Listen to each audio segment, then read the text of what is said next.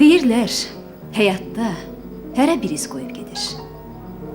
Böyük sənətkarların, görkəmli şəxsiyyətlərin qoyub getdiyi iz, ucaltdığı qala tarix səhifəsinə çevrilib, nəsildən nəslə töhfə olur, yadigar qalır.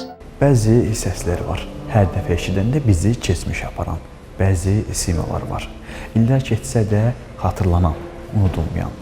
Belə sənətkarlardan biri də Ofeliya Sənanidir.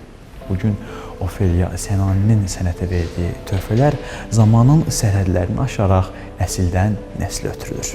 Azərbaycan Dövlət Film Fondunda sənətkarın ailə üzvləri, sənət yoldaşları, sevənləri Ofeliya xanımın 85 illik yubileyi münasibəti ilə bir araya toplaşmışdılar.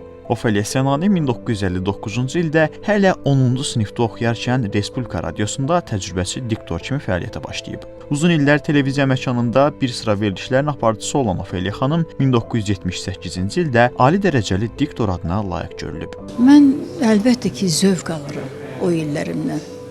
Rahat oluram, rahat yatıram, rahat dururam ki, mən nə isə eləmişəm. İşi sevirsənsə, xalqı da sevməlisən. Xalqı sevsən, İşində də məhəbbət əmələ gələcək, çünki onlar üçün işləyirsən. İlk növbədə o. Xalq onun doğması olmalıdır, öz balası olmalıdır. O məhəbbət olsa, əlbəttə ki, bacaracaq işləməyi. Tədbirdə çıxış edənlər sənətkarın həyat yolundan danışdılar. Onunla bağlı xoş xatirələrini bölüşdülər.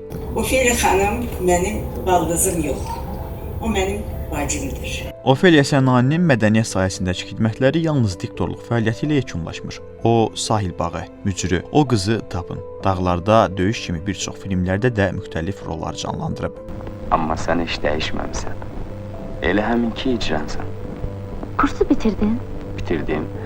Təbrik edirəm. Özünə məxsus səsi ilə seçilən Ofeliya Sənani bir sıra məşhur filmlərdəki dublyajları ilə da yadda qalıb. Arxadan vurulan zərbə, Gün keçdi, 7 oğul istənən filmlər də məhz bu qəbildəndir.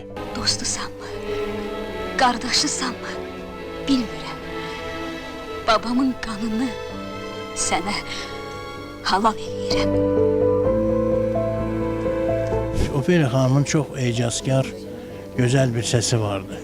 Və o dublyajda elə bil ki, yeni bir nəfəs verirdi o obraza.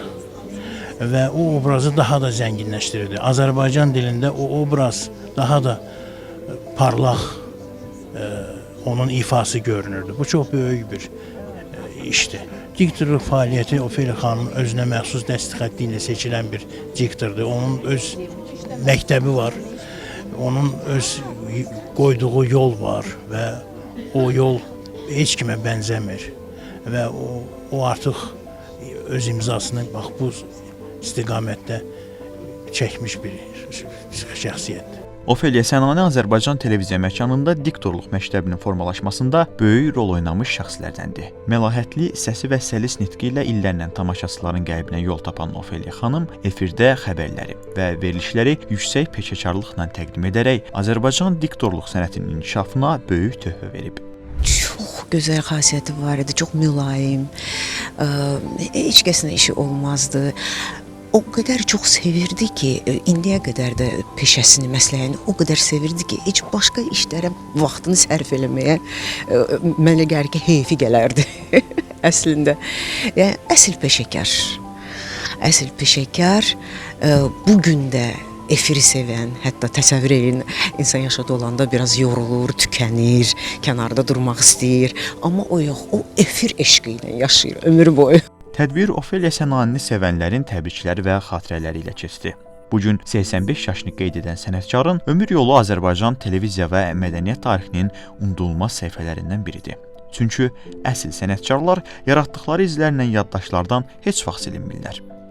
Sizi təbrik edirik Ofeliya xanım. Sizə xoş xatirələr və uzun ömür arzulayırıq. Sən qalxırdın bu dəmdə, mən enirdim xəbərsiz. Görüşdük pillələrdə biz, sən qalxırdın bu dəmdə, mən enirdim xəbərsiz.